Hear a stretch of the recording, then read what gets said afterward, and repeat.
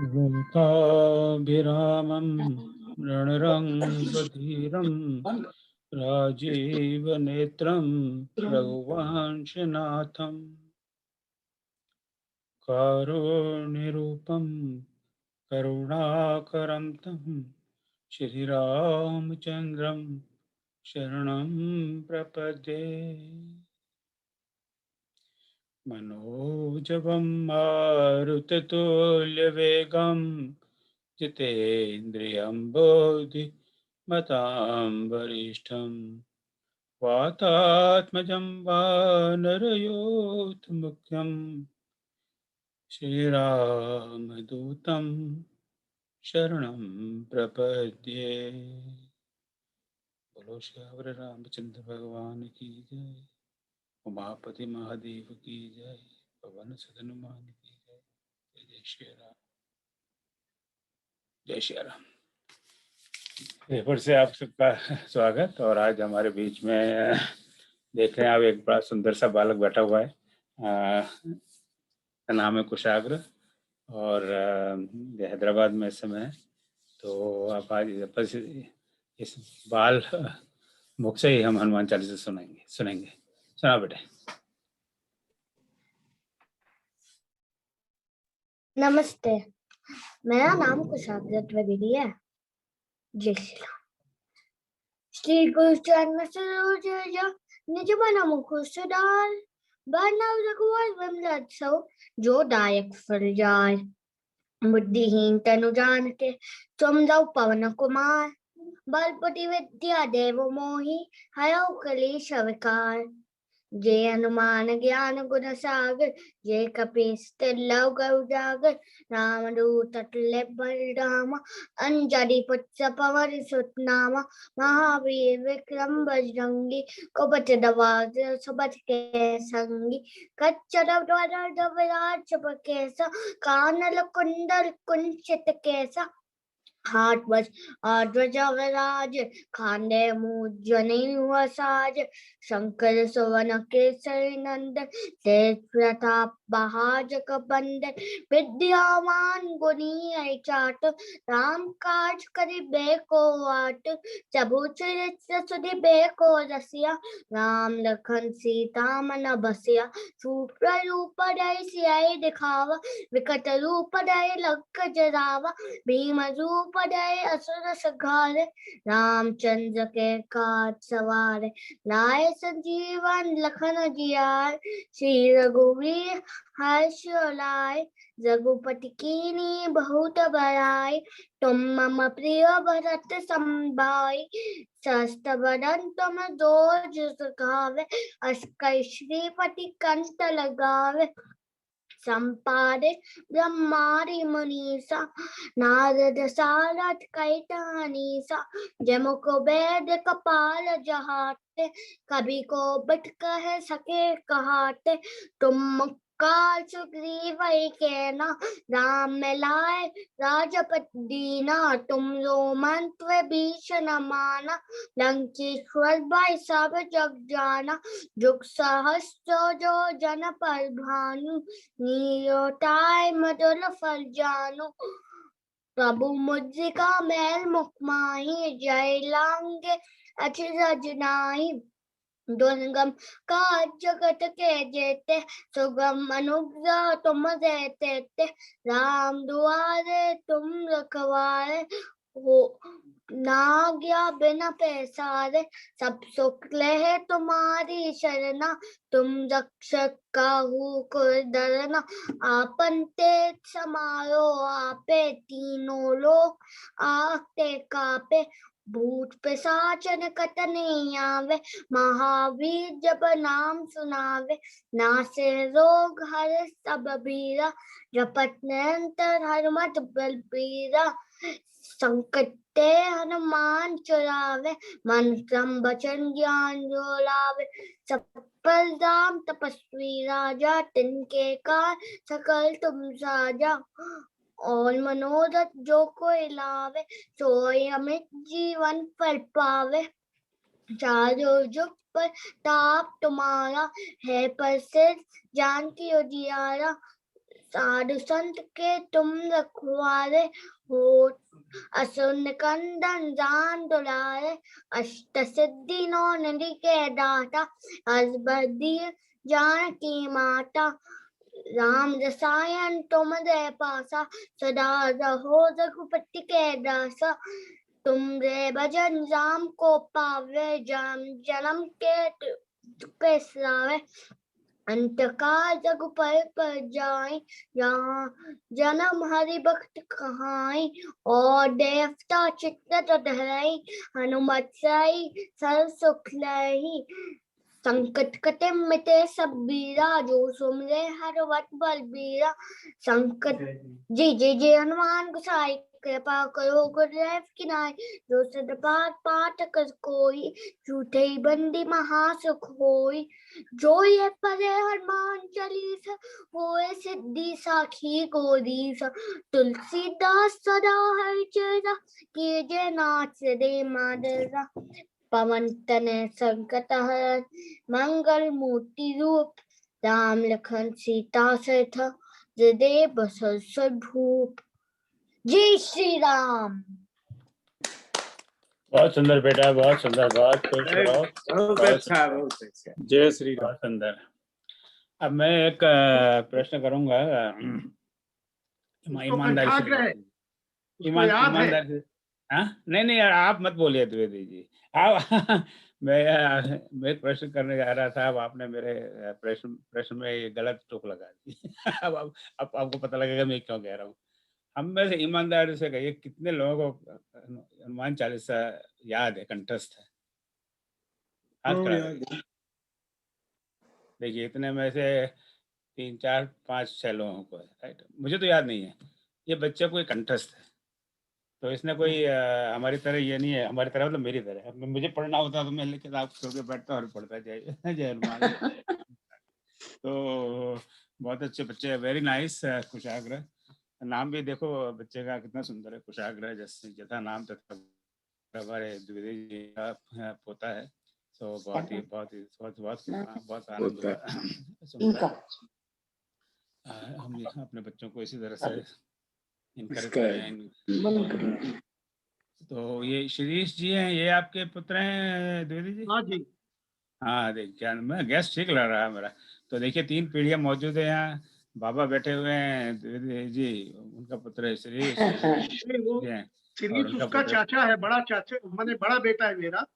बड़ा बेटा है, अच्छा उनका चाचा। हाँ। बड़ा बेटा है शिरीष और कुशाग्र जी। तो समर्थ तिवारी जो है उसके बुआ जी हैं वहाँ। अच्छा, वेरी नाइस, बहुत सुंदर। चलो ये तो बहुत अच्छी बात है, परिवार के कई लोग जुड़े हुए हैं। सो हम अपने बच्चों को इसी तरह से प्रेरणा देते रहें तो हमारे बच्चे बहुत आगे बढ़ सकते हैं। और हम ये नहीं कहते कि हमारी संस्कृति और हमारे स्क्रिप्चर के साथ साथ वो विज्ञान भी पढ़ेंगे, गणित भी पढ़ेंगे, सोशियोलॉजी भी पढ़ेंगे। हमारे सामने एक समस्या आ रही है, इसका रिसाइटल करा है तो हमारी एक पोती भी है इसी के उम्र की, एक चांस उसको भी देना पड़ेगा किसी कार्यक्रम में फिर। हाँ नहीं बिल्कुल नहीं, मैं तो बिल्कुल इस पूरे पक्ष में हूँ। क्योंकि आपके परिवार में, और परिवार को जरूरी नहीं है कि परिवार में ही हो, पड़ोस में कोई भी जान में पहचान में कोई बच्चे अगर इस तरह से पार्टिसिपेट करें तो हम बिल्कुल उनको अलग से व्यवस्था करेंगे, क्योंकि हमारी संस्कृति को तो बच्चे आगे बढ़ाएंगे। तो अगर हम भले बोले ना बोले कोई बड़ी बात नहीं है, बच्चे करें तो ये तो बहुत आनंद की बात है। तो वेरी नाइस, बहुत सुंदर। चलो बहुत बेटे, बहुत खुश रहो। हनुमान जी तुम्हारी हमेशा रक्षा करें। Thank you uncle. चलो गुड, वेरी नाइस। तो अभी आगे बढ़े। हनुमान चालीस मैं क्या करूं, इसके पहले आगे बढ़े, इसके पहले एनी क्वेश्चन और एनी कमेंट और कोई टिप्पणी? चलो, अरे नहीं मैंने वो तो किया ही नहीं, स्क्रीन शेयर। ओके, यहाँ पे सारे दुनिया भर के ईमेल दिखाई दे रहे हैं। सो हमने हनुमान चालीसा के 2 क्लास कर चुके हैं। तो पहली क्लास में तो हमने ज़्यादातर हनुमान चालीसा और चालीसा के बारे में बात की थी। उसके इतिहास के बारे में, और कई प्रश्न अभी भी अधूरे हैं, उनके उत्तर हमारे पास नहीं है। जो स्कॉलर्स हैं, जो विद्वान लोग हैं, शोध करता है, वो इन चीज़ों पे इसको करते रहते हैं। अभी भी मन में ये प्रश्न तो रहता ही है कि चालीसाओं का इतिहास क्या है, पहले सबसे कब शुरू हुआ और बाद में कैसे कैसे लिखा गया, वगैरह वगैरह। उसके बाद में फिर दूसरे सेशन में हम लोग हनुमान चालीसा से शुरू किया था, और आई थिंक 20 चौपाई 20 तक हम लोगों ने चर्चा की थी। तो जो 20वीं चौपाई है, दुर्गम काज जगत के जेते, सुगम अनुग्रह तुमरे देते। तो आज का उद्देश्य है कि हाँ, हनुमान जी ने चाहा तो आज हनुमान चालीसा का समापन करके इस क्लास का भी समापन होगा, और बाद में 5-10 मिनट हम लोग थोड़ा सा इस सारे सुंदरकांड का जो 6 महीने से हम लोग कर रहे हैं, उस पर क्या आप लोगों की राय रही, और उस पर थोड़ी चर्चा करेंगे। So that's the idea.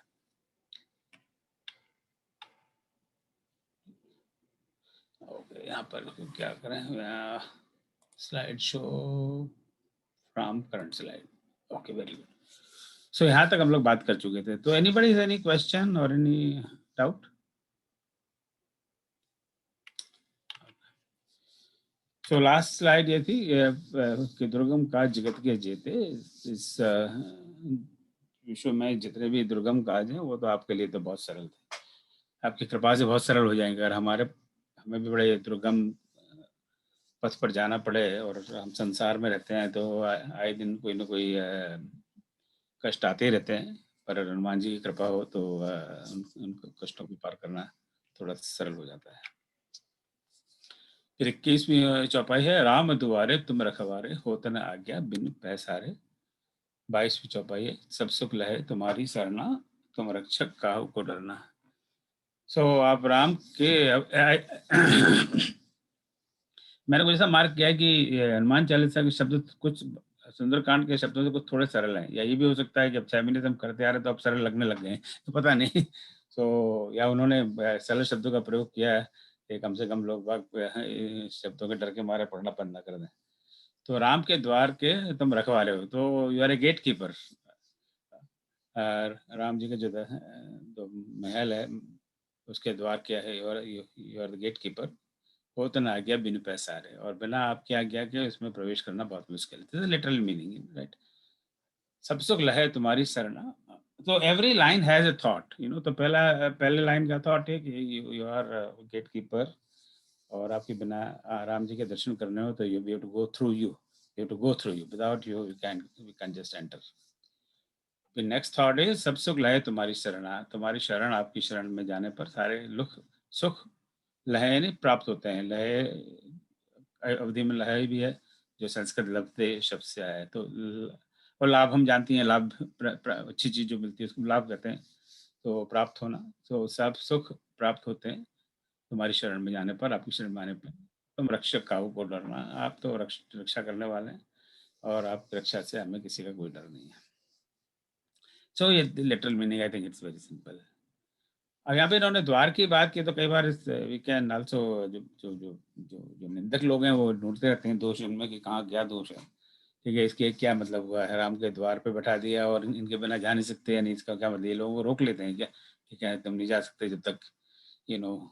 आजकल क्या होता है कि आजकल क्या, वर्षों से सरकारी बाबू को मिलना हो तो दरवाजे पे वो चपरासी को जब तक एक अपने 50 रुपए का 100 रुपए का नोट नहीं थमाएगा वो अंदर ही नहीं जाने देगा। बोले साहब बहुत बिजी हैं और ये वो है, तो इस तरह का चक्कर है। तो नहीं, ऐसी कोई बात नहीं है। राम के द्वार का अपने स्क्रिप्चर्स में बहुत बड़ा महत्व है। तो अब हमने देखा है कि इवन हमारे जो राक्षस रावण है, वहां भी लंकनी उनके द्वार पे बैठी हुई थी, कि कोई जबरदस्ती घुस नहीं सकता लंकनी को उसे परमिशन लिए बिना। तो पर हनुमान जी ने तो खैर अपना साम दाम दंड भेद दंडी देना पड़ा तभी घुस गए। और द्वार की सबसे बड़ी जो कथा है वो तो जय और विजय की कथा है, जो भगवान के दरबार पे जय और विजय थे, और उन्होंने जब चारों ऋषियों से सनंदन उनसे जब उनको प्रवेश नहीं करने दिया तो उन्हें श्राप मिला। उसके बाद में रेस्ट ऑफ द स्टोरी भी नो। तो एक द्वार पर गेट कीपर का एक बहुत बड़ा सिग्निफिकेंस सनातन काल से चला आ रहा है, और that is still continuing today. So Ram के पर यहाँ पर he is I consider this as a facilitator rather than somebody who is creating an obstruction. So वो Hanuman ji is a facilitator for us to meet to Ram ji. So वो दुविधा खड़े नहीं करते. उसके बेस्ट एग्जाम्पल हैं हमारे सुग्रीव जी और विभीषण जी.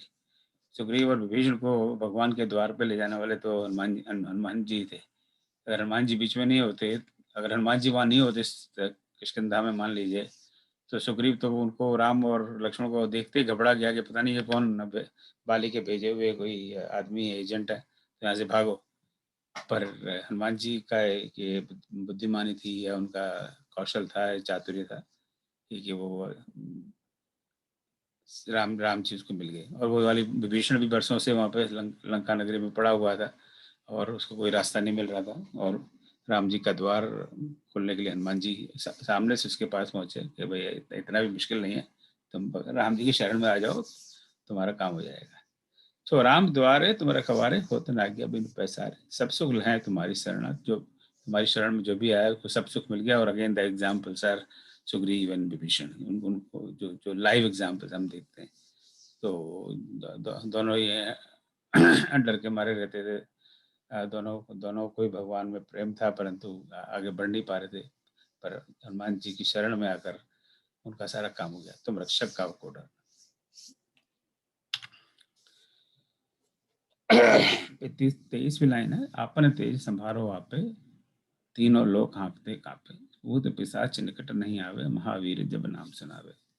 सो आपन संभारना है, संभारा यानी स्मरण करना.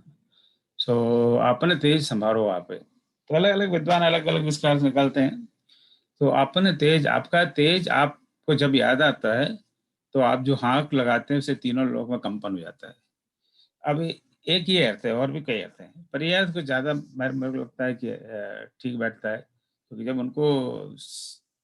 उनके तेज का स्मरण जामवंत जी ने कराया तभी देखिए ना उन्होंने वो बड़ा विशाल काम किया. नहीं तो चुपचाप वहाँ बैठे हुए थे. तो जब इनका तेज का इनको स्मरण किया कराया जाता है जामवंत जैसे बुजुर्ग से बुद्धिमान व्यक्ति के द्वारा, तो इनकी हाँक से, यानी इनके एक बार ये गर्जना करते तो सारे लोगों में कंपन हो जाता है. और वो हम वहाँ भी देख रहे हैं कि लंका नगरी में जब लंका को जलाते हैं तो वहाँ पर उसी समय वापस आते वक्त वो बड़ी जोर की गर्जना करते हैं, ताकि जितनी भी राक्षस स्त्रियां हैं जो उस समय गर्भवती थी, सबके गर्भ गिर जाते हैं, ताकि आगे ये कम से कम ये राक्षस प्रवृत्ति के लोग पैदा ना हो. तो इनके गर्जना में इतना बड़ा बल है, पर बल के लिए उस शक्ति का याद होना जरूरी है. तो वो कई बार जामवंत जैसे व्यक्ति को उस शक्ति का याद दिलाना पड़ता है. ऐसे लोग समाज में आज भी मौजूद हैं कि जो काफी कुछ करने को सामर्थ्य हैं, परंतु वो चुपचाप बैठे रहते हैं. तो आई थिंक ये हमारी एक, मैं मानता हूँ, एक नैतिक जिम्मेदारी भी है कि हम उनको सब शक्ति का आभास दिलाएं कि वो अपनी शक्ति का प्रयोग. और शक्ति से doesn't necessarily mean here the physical power. शक्ति तो it's intellectual power also, right, और इट्स आध्यात्मिक पावर आल्सो, हर तरह का पावर है. तो कोई यार किसी का बड़ा इंटेलिजेंट पावर है पर वो अपने इंटेलिजेंस का कोई उपयोग नहीं करता और चुपचाप बैठा रहता है, तो उसका समाज को क्या फायदा, राइट.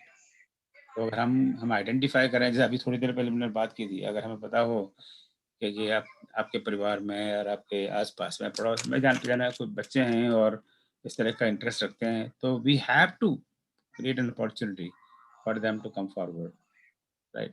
क्योंकि वो एक हमारा, मैं मानता हूँ, धर्म है, हमारा कर्तव्य है. तो ये बहुत जरूरी है कि हम लोग जो शक्ति का, वो अपनी शक्ति का और अपने गुण का या अपनी योग्यता का पॉजिटिव रूप में समाज में उसका उपयोग करें. और उस समय अगर जामवंत जी हनुमान जी को उसकी शक्ति का आभास नहीं दिलाते तो फिर कथा के अनुसार आगे तो फिर कथा बढ़ते नहीं, वहीं के अटक जाते सब समुद्र तट पे, और तो कोई जाने को तैयार था ही नहीं, कोई किसी में कैपेबिलिटी नहीं थी. तो ये भी एक बहुत जरूरी है, अगर हम जानते हो समाज में, अड़ोस में, पड़ोस में, कि इस व्यक्ति के द्वारा समाज का ये काम हो सकता है, तो उन्हें प्रेरणा देना, मैं मानता हूँ कि हम लोगों का बहुत बड़ी जिम्मेदारी, बहुत बड़ा कर्तव्य है. अब इसके बाद की जो ये चौपाई है, बड़ी प्रसिद्ध चौपाई है ना, भूत पिशाच निकट नहीं आवे, महावीर जब नाम सुनावे. तो हम शुरू बचपन से हम लोगों को हनुमान चालीसा पढ़ाया गया, तो इस एक चौपाई के ऊपर पढ़ाया गया कि कहीं भी डर लगे तो हनुमान चालीसा पढ़ लो, हनुमान चालीसा का नाम ले लो। तो क्योंकि भूत पिशाच निकट नहीं आवे, डर नहीं लगे। जब भूत और पिशाच ही निकट नहीं आ सकते तो छोटे मोटे आदमी का तो काम क्या है। सो महावीर जब नाम सुनावे, तो जब महावीर का जब नाम हम जपेंगे तब भूत और पिशाच भी आपके पास में नहीं आएंगे। So this is one, if I may say, USP, unique selling proposition, हम बिजनेस में वर्ड यूज करते हैं। So this is USP of Hanuman Chalisa. इसी लाइन से प्रेरणा लेकर और इसी लाइन को से अपना स्वार समझकर बहुत बचपन में हम हनुमान चालीसा सीख लेते हैं। तो कहीं भी जाओ अकेले में, दुकेले में, कोई संकट आ जाए तो आप हनुमान चालीसा पढ़ो, तो कहीं भूत पिशाच निकट नहीं आवे। नासे रोग हरे सब पीरा, जपत निरंतर हनुमत बीरा, संकट ते हनुमान छुड़ावे, मन क्रम वचन ध्यान जो लावे। और अब यहाँ पर वो हनुमान जी का नाम लेने से क्या क्या लाभ हैं उनके बारे में गोस्वामी जी वर्णन करते हैं कि नासे रोग, आपके जो भी रोग हैं उनका नाश होता है। एंड आई थिंक यहाँ रोग से मेरा ख्याल है कि वो बेसिकली फिजिकल एलिमेंट की बात करते हैं। अब जैसे हमने शुरू में बात की थी कि उनको हनुमान चालीसा उन्होंने लिखा, तो कब लिखा, तो एक कहानी है कि भाई वो बहुत वृद्धावस्था में बहुत बीमार हो गए और उनको बड़ा फिजिकली बहुत कष्ट होने लगा शरीर में, तब उन्होंने हनुमान चालीसा लिखा। तो उससे उनको बड़ी राहत, शारीरिक बड़ी राहत मिली। तो this one of the stories. So नासे रोग हरे सब पीड़ा। Pida is very generic word. हर पीड़ा, हर तरह की पीड़ा होती है। पीड़ा तो शारीरिक, दैविक, भौतिक, तापक, चौपाई हम उत्तराखंड में देख चुके हैं। नासे रोग हरे सब पीड़ा, सारी पीड़ाओं, हर प्रकार की पीड़ा का नाश करते हैं। जपत निरंतर हनुमत वीरा। तो अभी थोड़ी देर पहले भी ये बात करें, महावीर जब नाम सुनावे, तो महावीर का जब नाम हम सुनाएं या उनका जप करें तो सारे रोग, सारे पीड़ाओं का नाश होता है। संकट ते हनुमान छुड़ावे, वो भी again there is like duplication here. भूत पिशाच निकट नहीं आवे, वो भी एक संकट है। संकट ते हनुमान छुड़ावे, यहाँ पे वो जेनरिक है, किसी भी प्रकार का संकट हो उसे हनुमान जी छुड़ाएंगे। पर उनका ध्यान हमें मन, क्रम और वचन से करना है। अल्टीमेट कंडीशन है कि मन से हो, कर्म से और वचन से हो। और यहाँ पे मैंने ये लिख दिया मन, क्रम, वचन। तो तुलसीदास जी इवन रामचरितमानस में भी शब्द कर्म बहुत जगह पर कर्म की जगह वो क्रम ही लिखते हैं। I don't know why it is, maybe it sounds better in terms of poetry formation. So मन, क्रम, वचन। तो मन तो खैर मन है ही है, क्रम इज कर्म। सो बाय हार्ट, बाय डीड्स, कर्म से, एंड वचन बाय योर वाणी से। मन, कर्म, वचन से हनुमान जी का हम ध्यान करें। मन, कर्म, वचन, ध्यान जुड़ा। सब पर राम तपस्वी राजा, तिनके काज सकल तुम साजा। अब हम ये सब कह रहे हैं कि अच्छा ये हनुमान जी का नाम लेने से सारे संकट दूर हो जाते हैं और सारे रोग चले जाते हैं। तो इसका कोई एविडेंस है? बोले इसका सबसे बड़ा एविडेंस तो खुद राम ही है कि जो राम है उनके सारे काज, तिनके काज सकल तुम साजा। उनकी जो भगवान के काम कर सकता है, हम तो मनुष्य हैं। तो भगवान राम अपने वहाँ किष्किंधा में उदास पड़े हुए हैं, बैठे हुए हैं, और पता ही नहीं पड़ रहा कि मेरी पत्नी कहाँ है, अभी जीवित है कि नहीं, जीवित है तो कहाँ पर है, किस कंडीशन में है, अब वो वापस आना चाहती है कि नहीं चाहती। इस अवस्था में भगवान लीला करते हैं। और तब उस दुखी परिस्थिति में, विषम परिस्थिति में स्वयं भगवान है, उनको आपने सीता जी से मिलवा दिया। तो जो भगवान का काम कर सकता है, हम आप क्या चीज है। तो तिनके काज सकल तुम साजा। तो सीता जी का जो एग्जाम्पल है, that is so fitting that now we can't argue with that. सब पर राम तपस्वी राजा। तो किसके राम, जो राजा तो हैं पर ही इज ए तपस्वी राजा है। कई लोग कहते हैं, गांधी जी के बारे में कुछ लोगों ने ऐसा लिखा है कि वो एक he was a saint but in form of politician. उन्होंने कोई भगवा वस्त्र गांधी जी ने नहीं पहने थे, वो तो वस्त्र नहीं पहनते थे, एक दो आधी धोती लपेट ली हो गया काम। तो he was born as a Saint.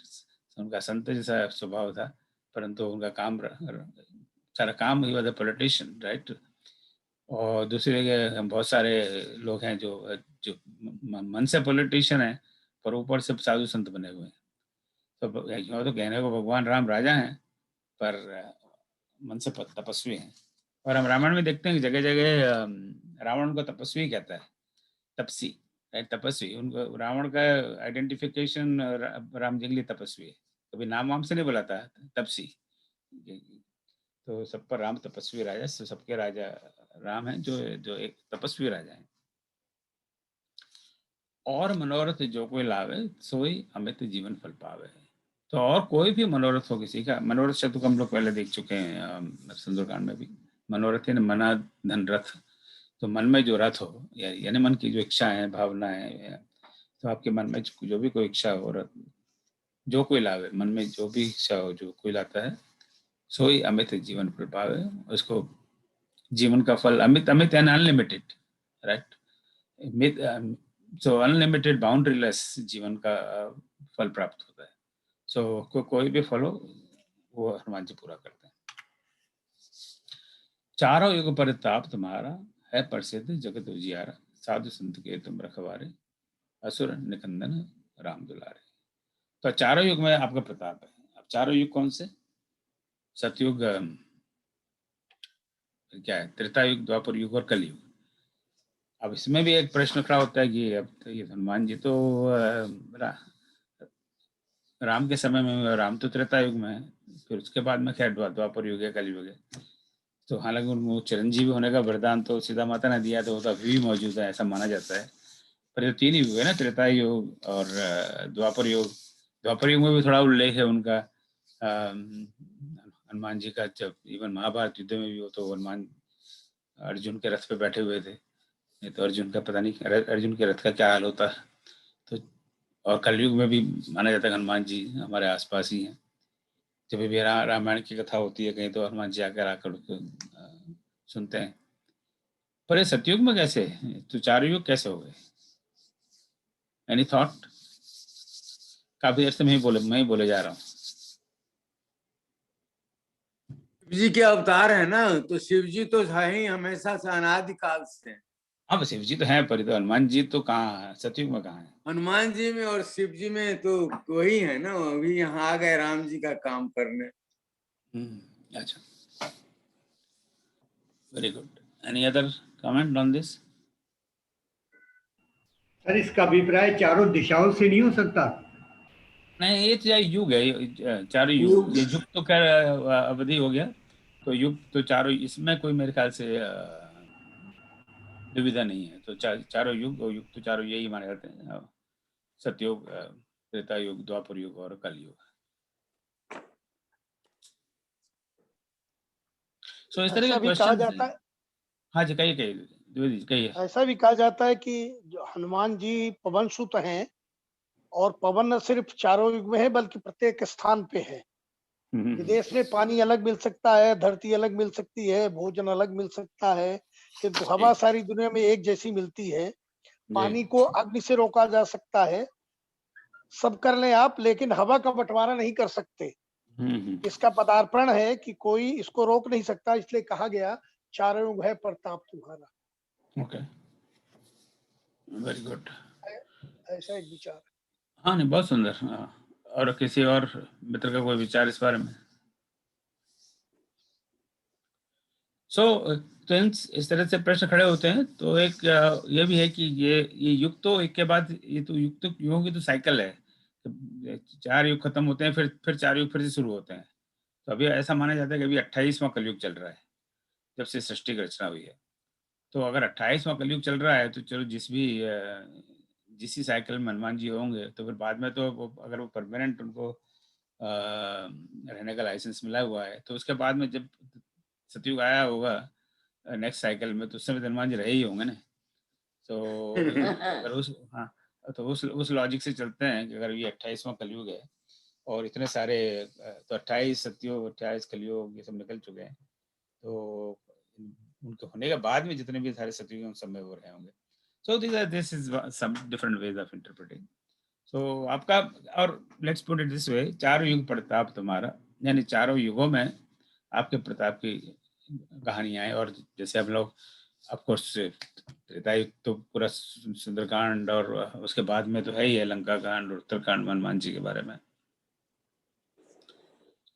द्वापर युग में भी हम देखते हैं कि हनुमान जी की बहुत बड़ी कथाएं अभी मैंने बताया है, वो अर्जुन के रथ के ऊपर रहते थे, तो कुछ ऐसा ऐसा माना जाता है कि अर्जुन के रथ के ऊपर रहते तो क्या उससे क्या फर्क पड़ेगा। सो ऐसा माना जाता था कि जब सामने से मैंने कहीं पढ़ी हुई बात कह रहा हूँ आपसे, सामने से जब तीर आता था तो जब हनुमान जी देखते थे कि तीर कहाँ आ रहा है, अगर तीर नीचे की तरफ आ रहा है तो रथ को ऊपर ले लेते वो, तो तीर रथ के नीचे से चला जाता था। अगर तीर ऊपर की तरफ आ जाता था तो वो रथ को धरती में धकेल देते थे ताकि तीर ऊपर से चला जाए, तो कोई तीर अर्जुन को लगा ही नहीं। अब इस तरह की मान्यता है। So Hanuman ji was able to move around के रथ ऊपर को नीचे को दाएं के बाएं को, कोई तीर वहां आया ही नहीं। सो ये तो बड़ा एक शील्ड बन गया उनके लिए। So there many stories like that कि जो हनुमान जी का जो रोल है महाभारत में तो बड़ा इम्पोर्टेंट रोल है। सो है प्रसिद्ध जगत उजियारा, उजियारा यानी प्रकाशित, ये भी पहले हम देख चुके हैं, उजियारा उजाला। सो ये सारे विश्व में प्रकाशित है, जानते हैं। आपका नाम प्रकाशित है, साधु संत के तुम रखवारे, साधु और संत के आप रक्षक हैं। रामायण में बहुत सारे प्रसंग हैं। असुर निकंदन राम दुलारे, और असुरों के नाश करने वाले हैं और राम जी के प्रिय। वेरी ही सिंपल लाइन। अष्ट सिद्धि नौ निधि के दाता, असवर दीन जानकी माता, राम रसायन तुमरे पासा, सदा रहो रघुपति की दासा। तो यहाँ गोस्वामी जी कहते हैं कि जानकी माता ने आपको ये वरदान दिया था, असवर दीन जानकी माता, ऐसा वर जानकी माता ने दिया था। क्या दिया था कि अष्ट सिद्धि नौ निधि के दाता, क्या आप आठ सिद्धि, अष्ट यानी आठ सिद्धियों के और 9 निधियों के दाता बनो। तो ये मैं सुंदरकांड, फिर मैंने कहा चलो सुंदरकांड इतना पढ़ा जाए, पर ध्यान में नहीं आया, तो मैं ये सुंदरकांड को देख रहा था, तो वहां पे तो मैंने कहीं देखा नहीं कि इस तरह की कोई बात है। सुंदरकांड में है कहीं कि उन्होंने इस तरह का सीता माता ने वरदान दिया हो? दोहा 17 के ऊपर जी, दोहा 17 के ऊपर देखें आप, पहली दूसरी लाइन में, तो वहां पर दिया है। अष्ट सिद्धि नौ निधि नहीं दिया है, और गुण निधि दिया है।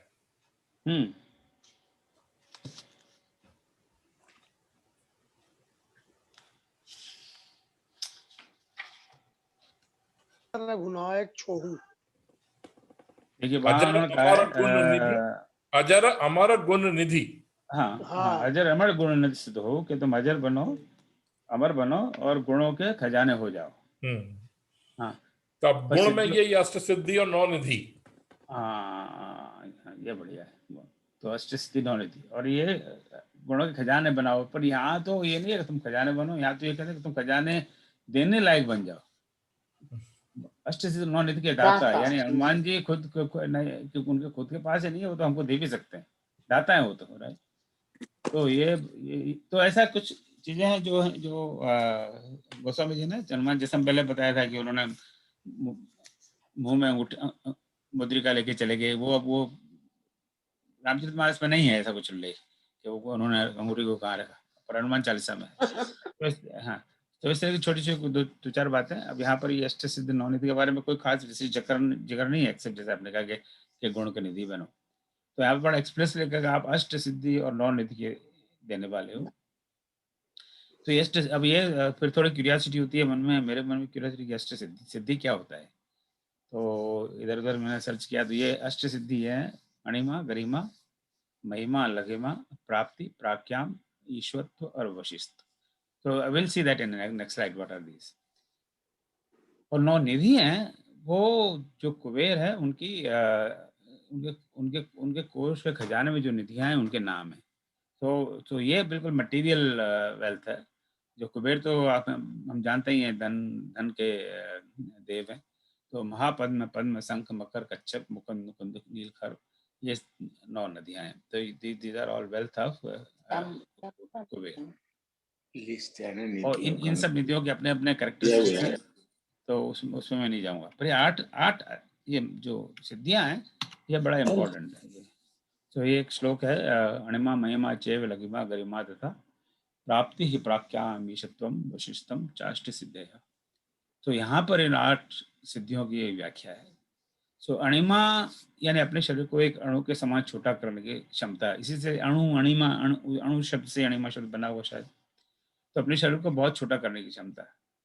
अब we have seen that evidence also. बिल्कुल वो सुरसा नाम राक्षसी है का, सुरसा ने वो अपना मुंह बड़ा फैलाती गई, ये भी अपना शरीर बढ़ाते गए और वो बहुत लंबा चौड़ा कर लिया तो फटाक से अणु जैसा स्वरूप लिया, अंदर गए और बाहर आ गए। तो वो एक सिद्धि है। फिर महिमा शरीर का आकार अत्यंत बड़ा करने की क्षमता, बूदराकार शरीर, पर्वत जैसा शरीर कर लिया। गरिमा शरीर को अत्यंत भारी बना देने की क्षमता। लघिमा शरीर को भार रहित कर देने की क्षमता, एकदम हल्का बन जाना। प्राप्ति बिना रोक टोक किसी भी स्थान को जाने की क्षमता, चाहे जब चाहे जहाँ चले जाओ। प्राक्याम अपनी प्रत्येक इच्छा को पूर्ण करने की क्षमता। ईश्वरत्व प्रत्येक वस्तु और प्राणी पर पूर्ण अधिकार की क्षमता। और वशिष्ठ तो वशीकरण मंत्र हम जानते हैं, प्रत्येक प्राणी को वश में करने की क्षमता। सो ये 8 प्रकार के सिद्धियां मानी जाती हैं हमारे साहित्य में। सो ये 8 प्रकार के, तो ये यहाँ पर गोस्वामी जी कहते हैं कि हनुमान जी के पास ये 8 प्रकार की सिद्धियां ना केवल उनके पास में है, वो और लोगों को भी दे सकते हैं। उनके पास इन सिद्धियों को देने की और 9 निधियों को देने की क्षमता है। तो अष्ट सिद्ध 9 निधि के दाता असबर दीन जानकी माता। अब राम पर सबसे बड़ी जो चीज आपके पास है वो राम रसायन तुम्हारे पास है। तो हनुमान जी को सिद्धि और निधि से कोई ज्यादा बहुत इंटरेस्ट है नहीं। जैसे हम लोग वो सुंदरकांड में भी देखते हैं ना, जब उनको सीता माता कहती हैं कि भाई अजर अमर गुण निधि से, तो उनको कोई खास एक्साइटमेंट, ये अपने उस समय बात कर चुके थे जब हम पढ़ रहे थे इस समय, उनको खास बहुत उत्साह नहीं हुआ कि ठीक है अजर अमर होकर क्या करना है हमें। पर बाद में जब वो कहती हैं करहूं बहुत रघुनायक छो, यानी भगवान राम जी तुम पर बहुत छो करें, बहुत प्रेम रखें, तुम पर बहुत कृपा करें, बहुत स्नेह रखें, यही सुनकर निर्भर प्रेम मगन हनुमान, ये सुनकर हनुमान जी एकदम प्रेम में मग्न हो गए कि उन्हें तो सिर्फ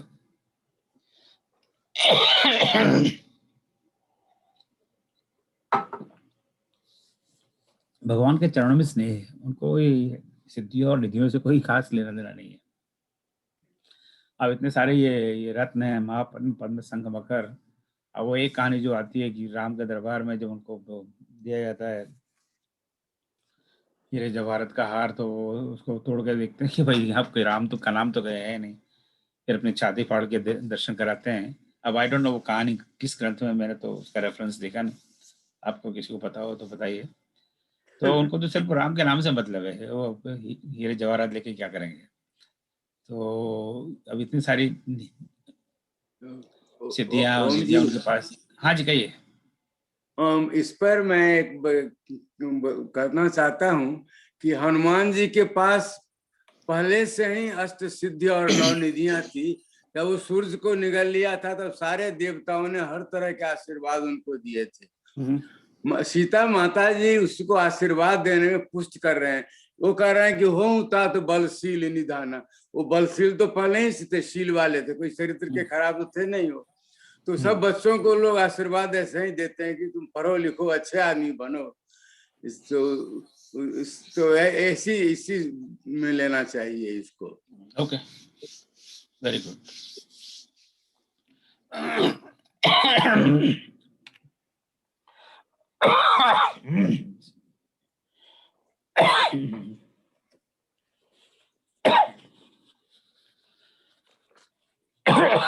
सॉरी।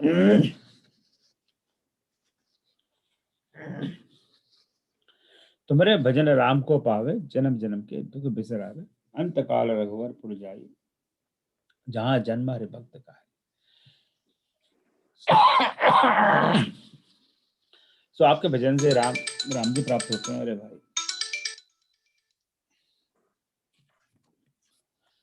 और जन्म जन्म के दुख का नाश होता है, और अंत काल में रघुवर पुर जाई, भगवान राम के चरणों में वास मिलता है, जहां जन्म हरि भक्त का है, जहां पर हमें हरि के भक्त के रूप में हमारा जन्म होता है और हरि के भक्त के रूप में हम जाने जाते हैं। और देवता चित्त न धराई, हनुमत से सर्व सुख कराई, संकट कटे मिटे सब पीरा, जो सुमरे हनुमत बलबीरा। तो अब यहाँ पर अगेन इसके भी कई इंटरप्रिटेशन विद्वान लोग निकालते हैं तो थोड़ी कंट्रोवर्सी भी हो जाती है इस बात पर। तो यहाँ तो क्या, अगर इसका सीधा साधा अर्थ निकालें कि और देवता चित्त न धराई, हनुमत से ही सर्व सुख करें, कि हनुमत से ही हनुमान जी की सेवा करें, हम लोग हनुमान जी की पूजा करें, हनुमान जी का ध्यान रखें, सर्व सुख करें, क्योंकि वो सारे सुख को देने वाले हैं, सर्व सुख करें। अब ये हनुमान जी की सेवा करने से सारे सुख हो जाते हैं, तो फिर और देवता को चित्त धरने से क्या फायदा, कोई आवश्यकता नहीं है उसकी। तो और देवता चित्त न करें, और देवताओं को स्मरण करना या उनकी पूजा करने का कोई अर्थ नहीं है। भगवत गीता में भी भगवान श्री कृष्ण अंत में कहते हैं कि भाई क्या, कौन सा श्लोक आप लोगों को पता होगा कि बाकी सारे देवी देवताओं को छोड़कर तुम मेरी शरण में आओ? क्या है आप लोग की, आप में से किसी को आई एम श्योर याद होगा? एनीबॉडी? मामेकम शरणम ब्रज। हाँ वही, हाँ जरा जोर से बोलिए, सुनाई दे। सर्वधर्मान परित्यज्य मामेकम शरणम व्रज। आप बोलिए, पूरा बोलिए इसे। अहम त्वां सर्वं पापेभ्यो मोक्षयिष्यामि मा शुचः।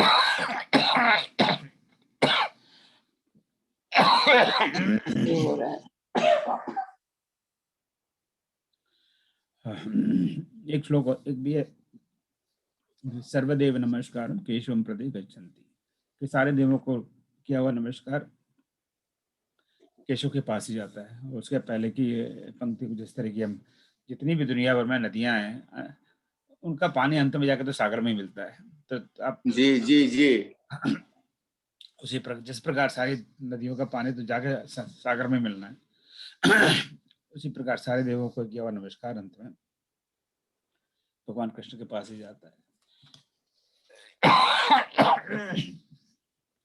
तो इसका क्या है, अब इंटरप्रिटेशन लगाएंगे हम, सर हनुमान जी का ही नाम लें और राम कृष्ण की बात ना करें।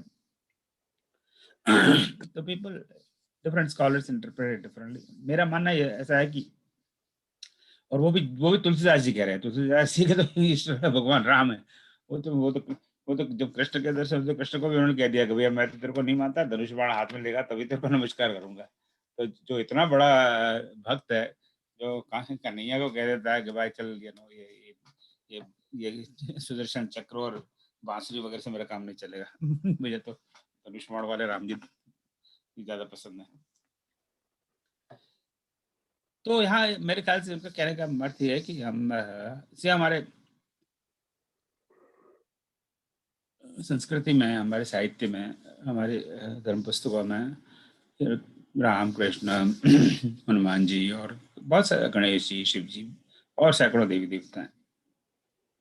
तो कई बार लोग इन चीजों को लेकर आपस में बहस में पड़ जाते हैं, आर्ग्यूमेंट्स हो जाती है, कौन बड़ा कौन छोटा वगैरह वगैरह। फिर एक दूसरे को और अन्य को छोटा और अपने आप को बड़ा बनाने की चेष्टा करते हैं। मतलब इसकी कोई जरूरत नहीं है, दिस अननेसेसरी। आप किसी को अपने देव मान लीजिए, किसी को भी निष्ठा मान लीजिए और उसी पर केंद्रित रखिए ताकि आपका ध्यान एक तरफ रहे।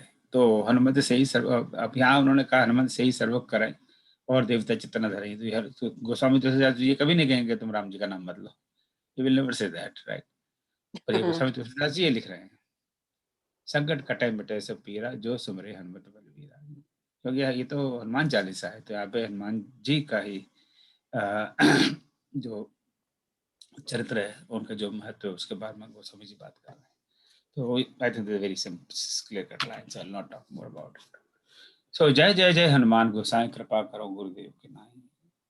सो हनुमान, जय हनुमान ज्ञान गुण सागर से शुरू किया था हनुमान चालीसा उन्होंने। हनुमान जी जय हनुमान ज्ञान गुण सागर वहीं से शुरू करते हैं और यहाँ पे हैं वो कंक्लूड करते हैं जय जय जय हनुमान गोसाई। So same kind of line, हे हनुमान गोसाई, गोसाई गोस्वामी। हाँ, गोस्वामी तुलसीदास जी कहते हैं तो गोस्वामी इज गोधन स्वामी। तो इसका क्या अर्थ हुआ गोस्वामी का? बड़ी लाइक टू हेल्प मी। गोसाई का गोस्वामी। तो गोसाई इज सेम एज गोस्वामी, इंद्रियों को वश में कर रखा है। हाँ फिर से दुआ कहिए शाह जी। जिन्होंने इंद्रियों को वश में कर रखा हाँ, है। जिन्होंने इंद्रियों को वश में करा, यानी गो, गो का अर्थ है इंद्रिय। गो के कई अर्थ है, पर उसमें एक अर्थ इंद्रिय। जो हमारी जो इंद्रियां हैं उनको जिन्होंने वश में कर रखा है, जो इंद्रियों के स्वामी हैं, यानी जिन्होंने इंद्रियों को वश में कर रखा है, इसलिए उनका नाम गोस्वामी है।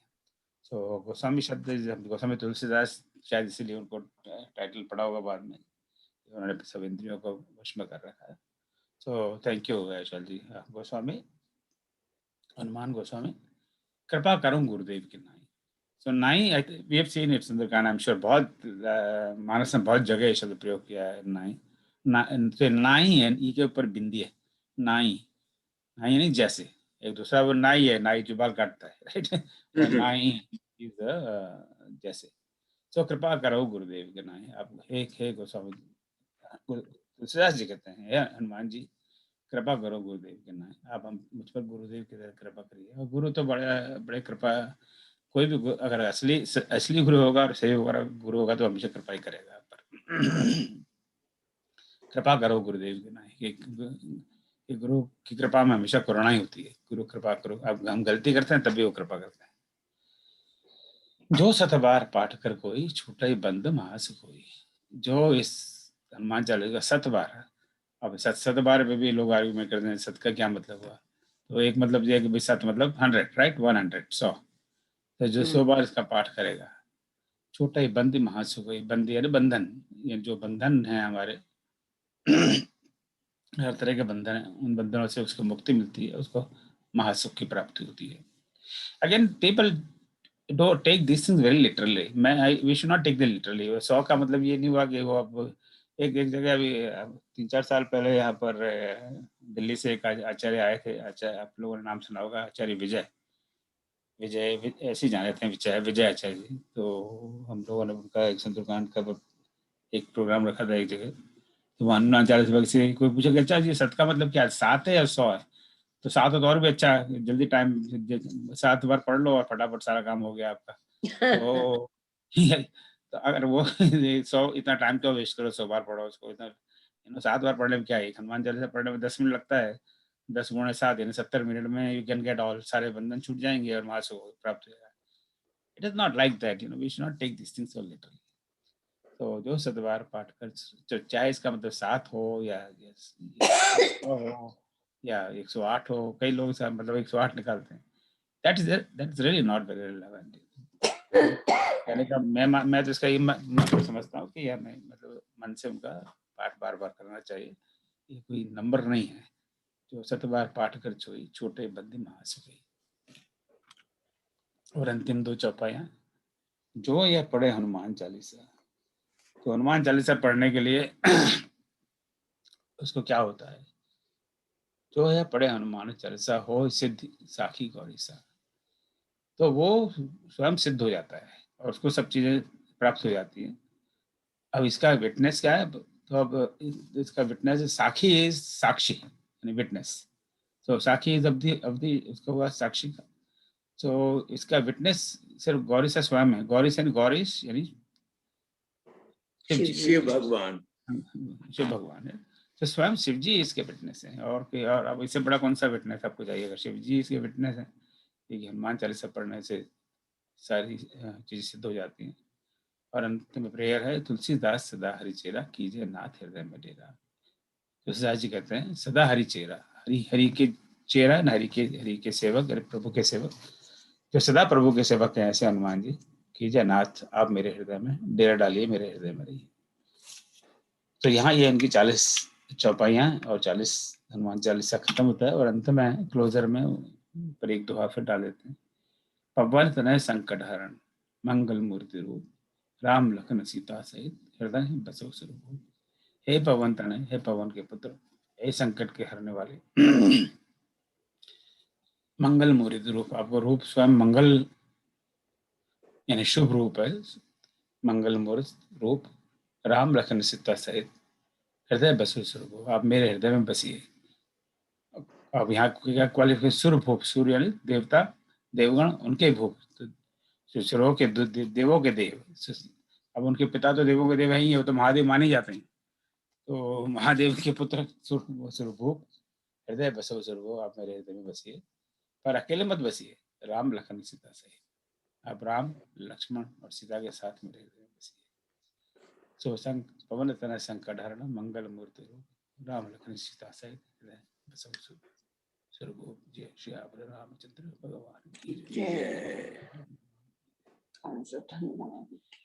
So before we close this discussion, मैं सबसे पहले I want to just go back to the very beginning of this, कि जहाँ से वो शुरू करते हैं, जो पहला शुरू करते हैं, श्री गुरु चरण सरोज रज मुकुर सुधार बरनउँ रघुबर विमल जसु जो दायक फलचार। सबसे पहला शुरुआत इस दोहे से करते हैं गोस्वामी जी, जो दोहा अयोध्या कांड में भी पहला दोहा है। और यहाँ पर हनुमान जी का कोई नाम निशान नहीं है, हालांकि वो हनुमान चालीसा लिखने जा रहे हैं।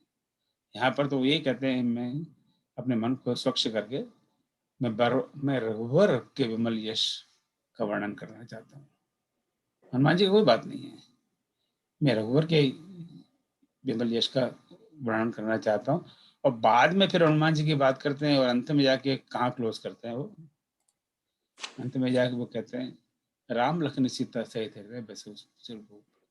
तो आप राम लक्ष्मण और सीता सहित मेरे बीच में बसे। तो मतलब राम वो बिल्कुल आई थिंक बिगिनिंग और एंड में बिल्कुल ये बात क्लियर कर देते हैं कि मेरे इष्ट देव भगवान राम। शुरू में वो कहते हैं भगवान राम की बात करूंगा, उनके गुणों का वर्णन करूंगा। अंत में भी कहते हैं कि मैंने ये 40 लाइन लिख तो दी है, 40 चौपाइयाँ लिख तो दी, पर मुझे आप हनुमान जी आप अकेले नहीं चाहिए, don't come alone, I want you with Ram Lakhan Sita सहित। सो जो मैं बात कहूँगा वो it will be very controversial and most people will not agree with this, क्योंकि ये हनुमान चालीसा काम है, ये राम चालीसा ही है, अल्टीमेटली राम की भक्ति है। पर वो एक हनुमान जी को राम का अनन्य सेवक मानते हैं कि राम को हनुमान जी के द्वारा प्राप्त करना बड़ा सरल है, तो इसलिए हनुमान जी की स्तुति करते हैं ताकि उनको राम प्राप्त हो जाए। जय जय जय जय हनुमान ज्ञान गुण सागर से आगे चल के पवन तनय संकट हरण मंगल मूर्ति रूप। यहाँ सारी बातें हनुमान जी कर दी, पर इवेंचुअली तो वो यही कहते हैं राम लक्ष्मण सीता सहित मेरे हृदय में तो आप राम लक्ष्मण सीता सहित आगे बसिए। ऐसा नहीं होगा अकेले आके बस जाओ और फिर मुझे क्या फायदा उससे, मुझे तो राम लक्ष्मण सीता सही चाहिए। सो बहुत बहुत धन्यवाद मित्रों, जय श्री राम। अब आज बाकी समय में वीकेंड इस पर जो भी आज बात की इस पर हम लोग चर्चा कर सकते हैं एंड और इधर उधर की बात कर सकते हैं। बताइए आप, एनी कमेंट, एनी क्वेश्चन? ये सेशन बहुत ही आनंददायक रहा और हम लोगों ने कभी मीनिंग का पर ध्यान नहीं दिया था, तब अब समझ गए कि क्या कहाँ होता है। अभी भी बहुत डाउट है हर जगह, माने ऐसा नहीं कि सब कुछ खत्म हो गया। आपको परेशानी बार बार करते रहेंगे, आप इसके लिए तैयार रहिएगा। नहीं मैं आपको बताया, मैं तो एक विद्यार्थी, मेरा तो भाव एक ही भाव है, मेरा विद्यार्थी भाव है और वही भाव रहेगा। तो मैं हमेशा सीखने के लिए तत्पर हूँ और आप लोगों से मैंने बहुत सीखा। मगर बहुत ही आनंददायक और शिक्षाप्रद रहा है, दूसरे लोगों को भी ऐसा ही लगा होगा। माने हमने इस तरह का कुछ अध्ययन किया नहीं था पहले, तो अभी जरा तो पहले थोड़ी देर आज के सेशन में बात कर रहे हैं। एनी क्वेश्चन और comment on today's what we have discussed? आज के सेशन में सर एक बड़ी इंपॉर्टेंट बात री एम्फसाइज हुई, मैं पहले कभी इस बात पे ध्यान नहीं दे पाया। इसमें जो है वो जब वो कह रहे हैं जपत निरंतर हनुमत पीरा, तो जो निरंतरता का जो एम्फेसिस कर रहे हैं वो बड़ी इंपॉर्टेंट बात लगी मुझे आज, क्योंकि इसमें जो है वो निरंतरता से ही जो है वो पूरा सिस्टम डेवलप बदल जाएगा। मतलब अगर हम उसको जो रक्षा होनी है, जो हमारा थॉट प्रोसेस चेंज होना है, जो भी कुछ होना है, वो इसकी निरंतरता से उन्होंने जोड़ दिया है। तो कंटिन्यूटी वो बड़ी इंपॉर्टेंट बात एकदम से स्ट्राइक की मुझे। और इसको उन्होंने 2 जगह पे एम्फसाइज किया है, पहले भी किया है और फिर बाद में भी किया है, दोनों जगह पे किया जी। अरे आपने एक जगह आपन तेज संभारे का में आपने संभारा लिखा, स्मरण करना भी लिखा है मैंने। हाँ नहीं, स्मरण करना नहीं, स्मरण करना तो वहाँ फिट होता है। आपन तेज मैंने अपने तेज को आप ही संभालते हैं, धारण करते हैं, स्मरण हाँ, करना नहीं उनके वही मैं कह रहा था कि इनमें कई कई चौपाइयों के अलग अलग इंटरप्रिटेशन विद्वानों ने किए हैं। तो एक आपने कहा वो भी ठीक है, पर एक यह है कि जब आपको अपना तेज स्मरण हो तब अपने तेज समारोह पे तीनों लोग हाँकते कांपे। जब आपको अपना तेज का स्मरण होता है तब जब हाँक लगाते हैं तो वो हाँक इतनी बड़ी जबरदस्त होती है कि सारे तीनों लोगों में लोग कांपने लगते हैं। So that's one interpretation. और दूसरा आपने कहा वो भी है कि तो अब यही है विद्वान लोग बैठ के एक एक लाइन के 4 4 5 5 10 10 इंटरप्रिटेशन निकालते हैं। हाँ चौबे जी कहिए। ऐसे ही सर जैसे आप बता रहे हैं ना, कई विद्वानों ने ऐसे, एक जगह मैं कहीं पढ़ रहा था, मुझे याद तो नहीं आ रहा, तो जैसे ये अभी अपन ने जो पढ़ी ना कि जो 7 बार पाठ कर कोई छूटे ही बंदी महासुख होई, तो वो 7 बार या 70 बार या 100 बार वो छोड़ दे तो वो बंधन से मुक्त हो जाएगा। मगर उसके बाद की चौपाई में वो बोलते हैं जो यह पढ़े हनुमान चालीसा हो ये सिद्ध साखी गौरी सा। उसमें मैं पढ़ रहा था कि अगर आप जो है हनुमान चालीसा का, जैसे अभी शर्मा जी निरंतर पाठ की बात हो रही थी, अगर करते हैं तो शंकर भगवान जैसी सिद्धियां आपको प्राप्त, मतलब वो प्रथम योगी हैं, प्रथम स्वरों के ज्ञाता है, आदि देव है, वो सिद्धियां तक आपको प्राप्त हो सकती हैं। ये एक जगह मैं पढ़ रहा था इसको, ऐसा उन्होंने इंटरप्रेट किया उसको कि शंकर भगवान की सिद्धियां भी आप प्राप्त कर सकते हैं, रख सकते हैं अपने पास। जी मैं कहीं पढ़ रहा था इसको। बिल्कुल संभव है। मुझे तो, सॉरी, मैं माया बंसल बोल रही हूँ। नमस्कार। मुझे लगता है कि साखी का मतलब, मैं तुलसीदास जी कह रहे हैं कि मैं इस बात को साक्षी पूर्वक, मतलब गारंटी से कहता हूँ कि शंकर भगवान जो भी आगे लाइन में कहा है, सॉरी अभी बताती हूँ, जो ये पढ़े हनुमान चालीसा हो सिद्ध साक्षी गौरी सा। हाँ, मैं साक्षी बनकर कह रहा हूँ कि वो मेरा थोड़ा पेज बंद हो गया इसलिए सॉरी। आप कहें तो मैं बाद में बोलूं, बंद कर दीजिए, बंद कर दीजिए।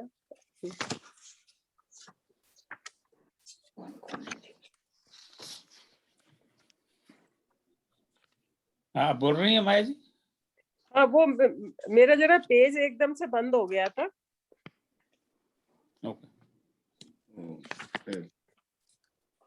हाँ, ये होए सिद्ध साखी गौरी सा, जो ये पढ़े हनुमान चालीसा होए सिद्ध साखी गौरी सा।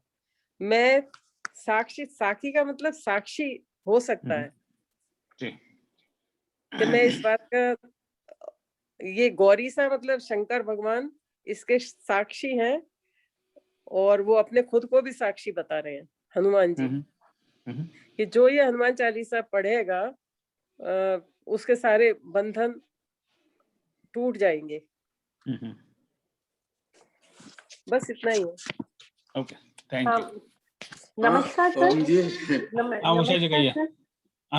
कहीं मैंने एक चीज पढ़ी, सुनी थी कि इसमें जैसे लिखा हुआ है कि तुलसीदास सदा हरि चेरा, तो उसने ये कहा, जिसका जो कोई टॉक था कि तुलसीदास की जगह आप अपना नाम रखिए फिर इसको पढ़िए, क्योंकि तुलसीदास जी ने अपने लिए लिखा था जब वो बहुत प्रॉब्लम में थे। तो क्या ये सही है? नहीं, वो इससे वो जो ये लिखा है इस बारे में भी कई स्टोरीज हैं कि उन्होंने कब लिखा। पहले तो यही एक इस बारे में भी विद्वानों में मतभेद है कि हनुमान चालीसा तुलसीदास जी ने लिखा या किसी और ने लिखा।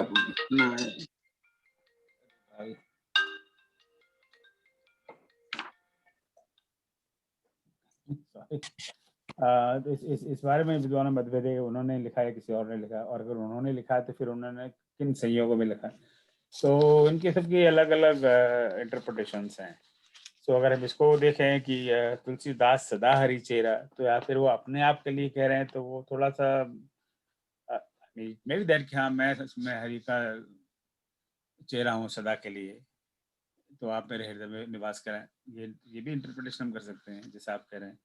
और या फिर ऐसा करते हैं कि मैं तुलसीदास जी ये कह रहे हैं कि हनुमान जी सदा हरि के चेहरा है, और इसलिए मैं उनसे प्रार्थना करता हूँ कि मेरे हृदय में निवास करिए. So we can interpret it in both ways. So I don't know the answer of this question. नहीं तो मतलब चैंटिंग करते हुए हम अपना नाम रख सकते हैं. मतलब मैंने बहुतों को देखा है कि वो अपना नाम रख के भी बोलते हैं. अच्छा, जैसे मैं पढ़ने जाऊँ तो मैं पढ़ूंगा उसको ओम प्रकाश सदा हरिचेरा, समथिंग हाँ लाइक जी, दैट. हाँ जी, हाँ. नहीं, सब कभी लोग अपना नाम अंत में डालते हैं ना. सब मतलब मैं इसको पढ़ूंगा तो मैं ऐसे पढ़ूंगा ओम प्रकाश कभी नहीं हरिचेरा. हम यहाँ मैं तो हरि से लेने देना नहीं. दिक्कत नहीं है. धन्यवाद. ऐसे सर मोरारी बापू जी जो है उन्होंने रसायन के बारे में भी काफी विस्तृत चर्चा की है. राम रसायन तुमरे पासा सवार हो रघुपत के दासा. तो उनने रसायन के 7-8 प्रकार बताए थे. मैं एक बार उनका प्रवचन सुन रहा था, बड़ा लंबा चौड़ा. उन्होंने रसायन शब्द के को बड़ी अच्छी व्याख्या करी थी. उन्होंने 8 प्रकार के रसायन उन्होंने बताए हैं. उनमें संयम, शील, धैर्य, विवेक, अन्वेषण और समन्वय, ये उन्होंने लिया है उसमें. किसका मीनिंग है? अच्छा, मैं now let's just spend some time. हाँ जी, द्विवेदी जी कहिए. नहीं, वो जैसा बोल रही थी बहन जी, वो तुलसीदास जी को एक बार तकलीफ हुई थी. उनके हाथ में बहुत ओड़े हो गए थे और कोई औषधि न करके तो हनुमान बाहु की रचना उन्हें तभी की है.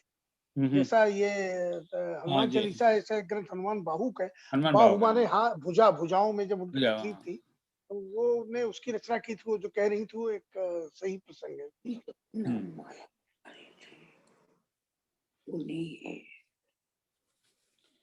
So now I think we have some time, so we can discuss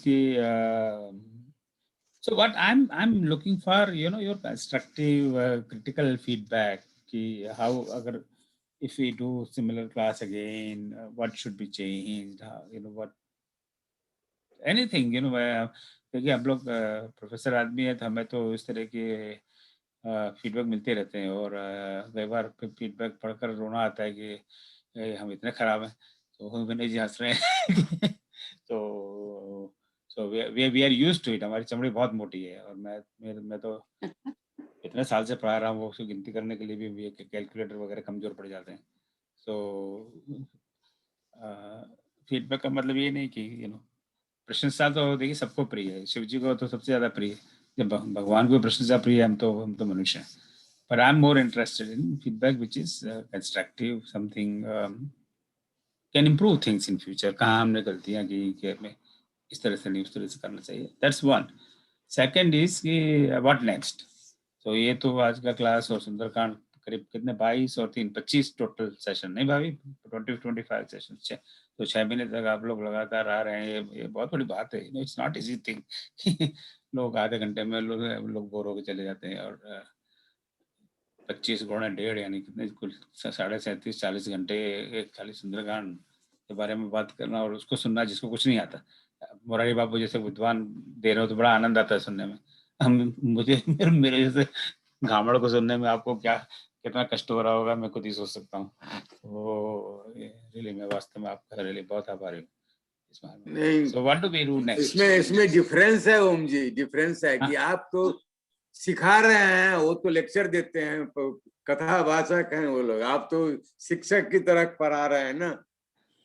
तो ये बहुत फर्क है इसमें. जिनको इंटरेस्ट नहीं है उनके लिए रामचरित है.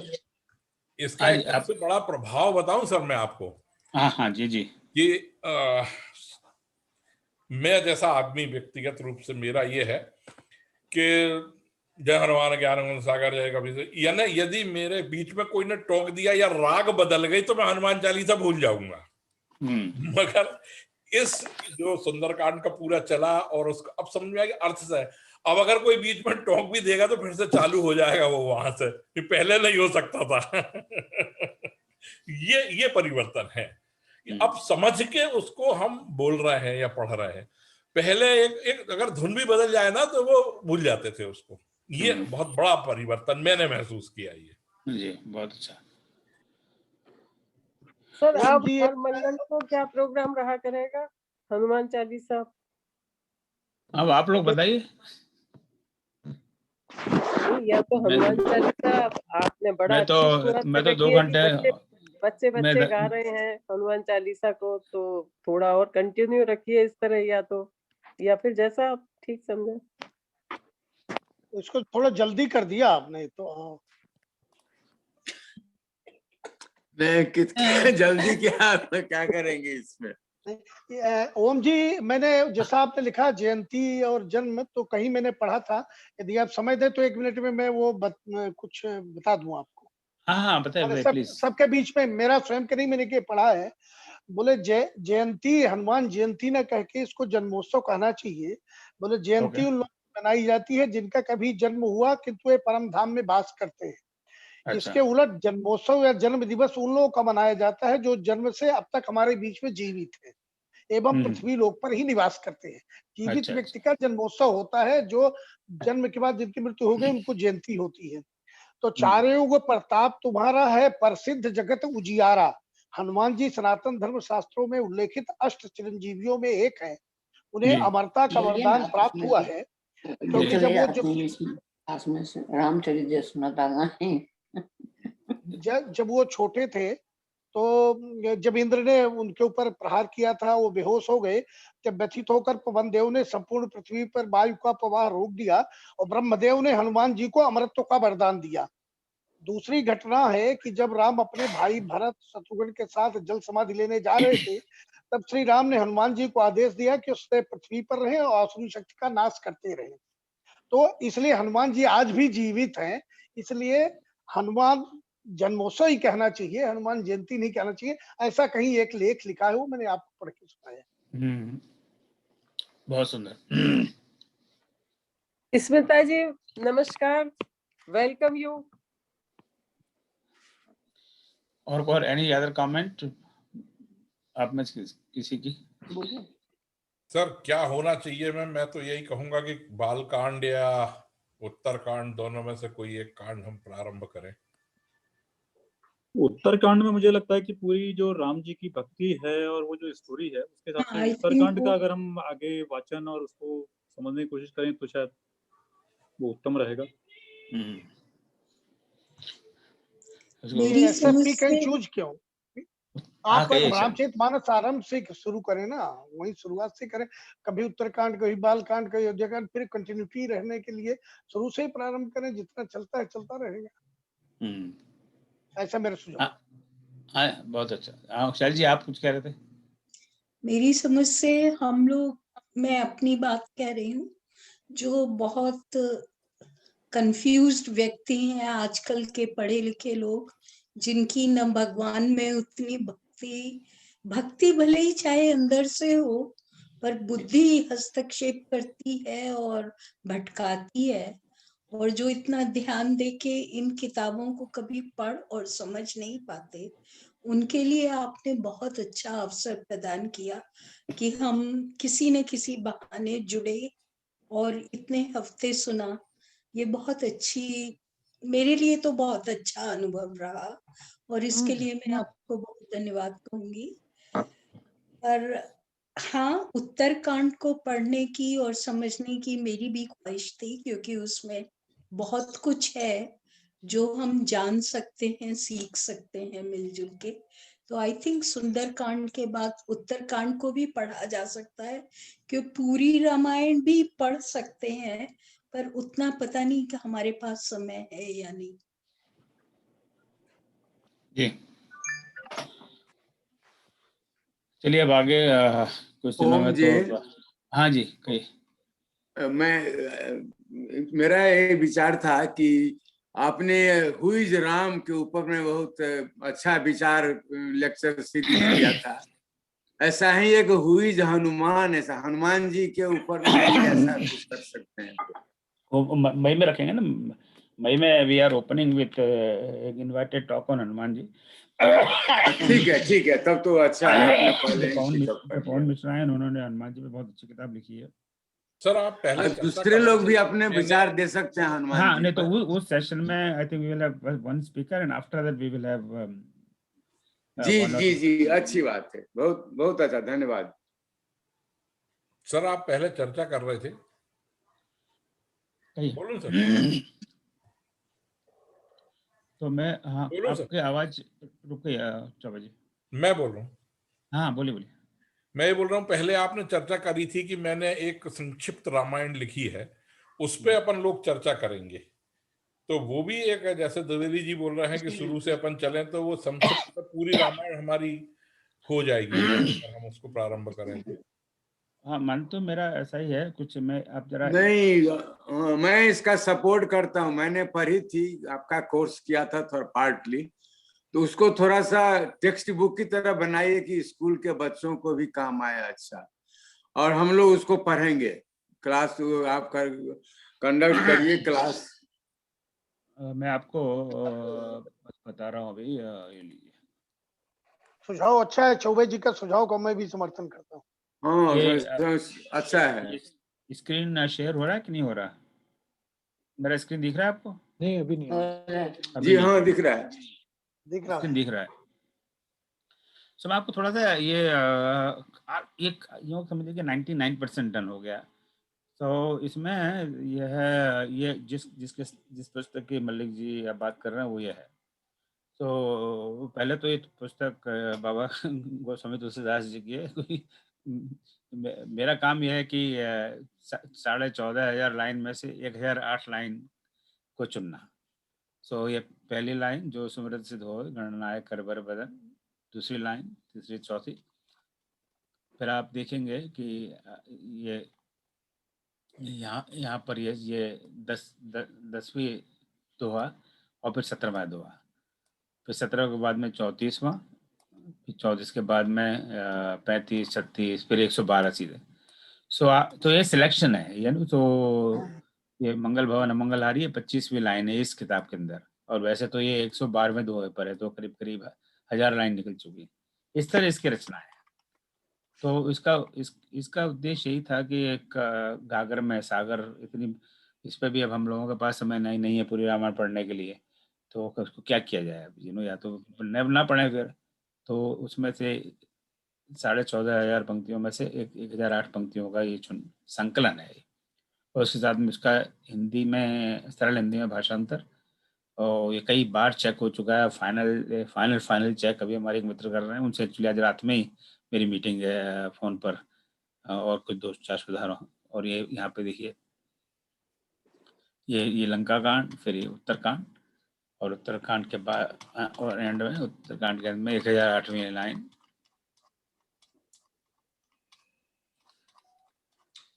ये 1008वीं लाइन। सो 1008 पंक्तियों में पूरी रामचरितमानस है। So we will start this, मुझे लगता है मई जून में कुछ करेंगे शुरू। अभी ये अप्रैल में तो बहुत सारे कार्यक्रम है।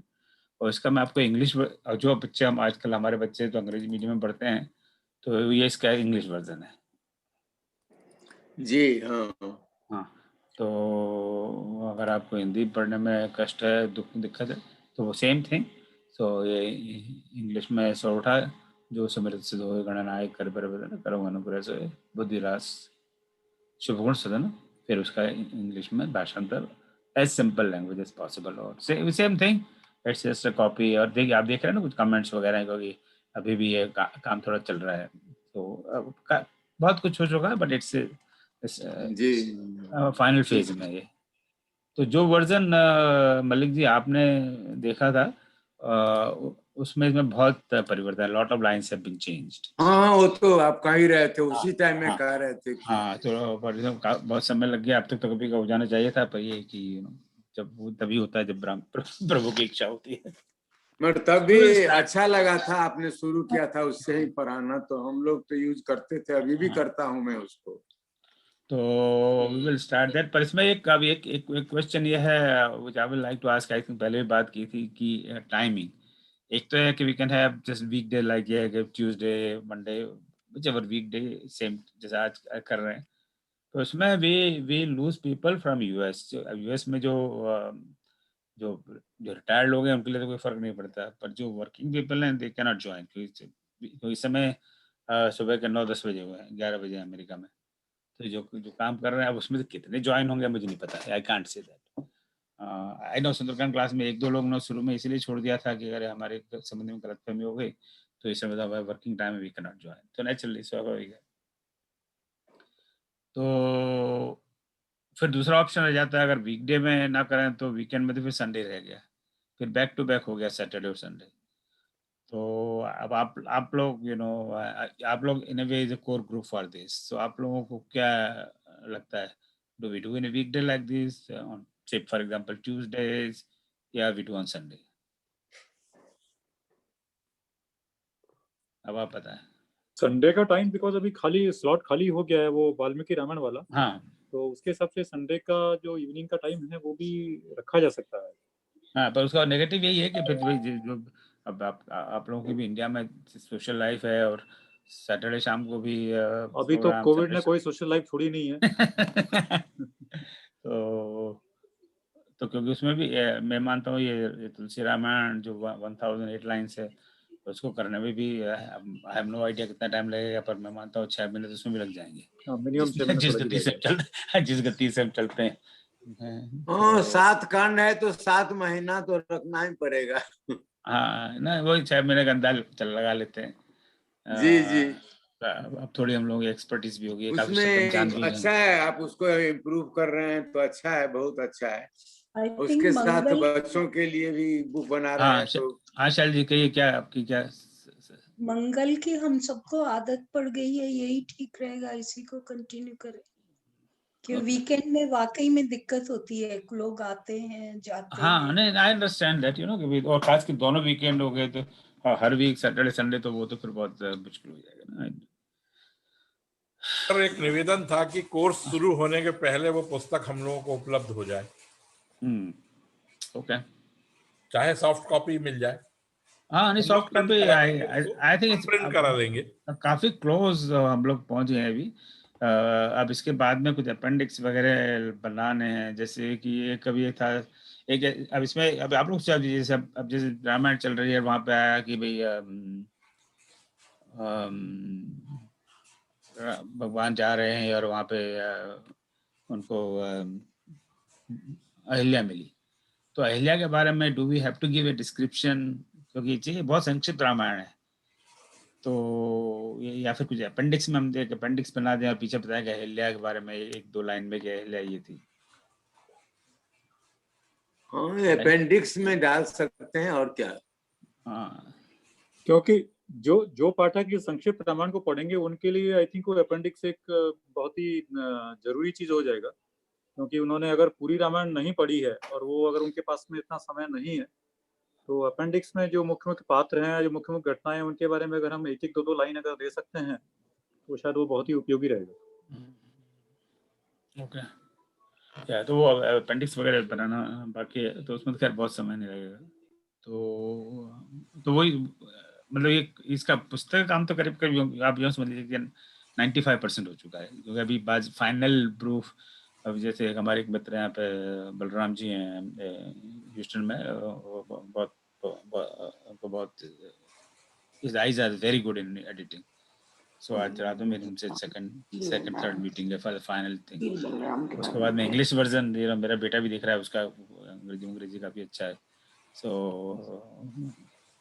उसने एक रन देख लिया, अब second round I will give it to him, so 1-2 week में it might be done, then appendix में तो आई थिंक अब इसको मई से पहले तो शुरू हुआ नहीं क्लास अभी, क्योंकि अप्रैल में we are quite busy with so many other activities, so I think जल्दी नहीं है तो ठीक ही है। हाँ जी, अच्छा एक इसमें एक और I wanted to get a thought about it कि जब हम लोगों ने ये क्लास और इवन वाल्मीकि रामायण शुरू किया था तो करीब 100-150 लोगों ने रजिस्टर किया था नाम देकर, पर बाद में वो आधे लोग तो बिल्कुल ही शायद नहीं आए, और some people I am not sure क्या हुआ, तो do you think anything can be done about it, only see those who are genuinely serious they register, or we should not bother about it? Practically sir ये इस तरह का जो है शुरू में जोश में बहुत से लोग रजिस्टर करते हैं हाँ और बाद में शायद उनको ये रेगुलर कमिटमेंट फुलफिल करना मुश्किल होता है तो फिर वो छोड़ देते हैं या फिर उनको लगता है कि ये उनके इंटरेस्ट का चीज नहीं है तो छोड़ देते हैं। तो शायद ये प्रैक्टिकल फॉल आउट है किसी भी एक प्रोजेक्ट में हम शुरू करें उसमें से कुछ लोग हैं मतलब बोलते हैं ना कि जो बैटिंग लाइन होती है तो कुछ विकेट तो पहली बॉल पे आउट हो जाते हैं उस तरह से होता ही है बिल्कुल। No, that's fine. I understand and appreciate it. मुझे कोई शिकायत नहीं है। तो स्वाभाविक है। जो भी इसका लाभ उठाना चाहे उठाएंगे और क्या। इस बार जितने जैसे 25-30 लोग या 40 लोगों ने रेगुलरली इसको यूज किया है, इसको इस प्रोजेक्ट से जुड़े रहे हैं, तो वो लोग शायद अपने और कुछ इंटरेस्टेड लोगों को, अपने मित्रों को और फैमिली रिश्तेदारों को, कुछ लोगों को जोड़ सकते हैं, उनको पहले से एडवांस में बता सकते हैं कि इस तरह का एक हम लर्निंग सेशन शुरू कर रहे हैं, तो कुछ और लोग हो सकता है इसमें जुड़ जाएं। नहीं, बट इसमें क्या है, भले 10 लोगों तो डजंट मैटर, 5 लोगों तो doesn't matter, ultimately it's a learning exercise. Ramayana class में जब मेरी प्रोफेसर बालाजी से बात हुई थी, सो मैंने कहा भाई मुझे I have no idea how many people will join the class, but you tell me you are expecting certain minimum number of people. तो उन्होंने कुछ 8-10 लोग का बोला, 8-10 तो बहुत है। मैंने कहा लेट्स जस्ट सी, तो ऊपर कहता 150-200 लोगों ने रजिस्टर किया था वाल्मीकि रामायण क्लास में, देन यू नो, सो ठीक है, विल सी दैट टाइम। अच्छा चलो, और भी आपके और कोई आप प्रस्ताव? few more minutes then we'll close today's आपने जो एक लास्ट में इसमें एक जो चीज बोली कि इनफैक्ट जो हनुमान जी, हनुमान चालीसा या सुंदरकांड, ये जो है ये इनफैक्ट राम जी तक पहुंचने के साधन है। तो ये बहुत ही एकदम सही एक आई थिंक एनालिसिस है और विश्लेषण है कि हनुमान जी के द्वारा, हनुमान जी के जैसे भक्त के द्वारा, और उनको अगर हम याद करते हैं, उनका नाम लेते हैं, हनुमान चालीसा का पठन करते हैं, तो उसके द्वारा हम जरूर राम जी तक पहुंच सकते हैं।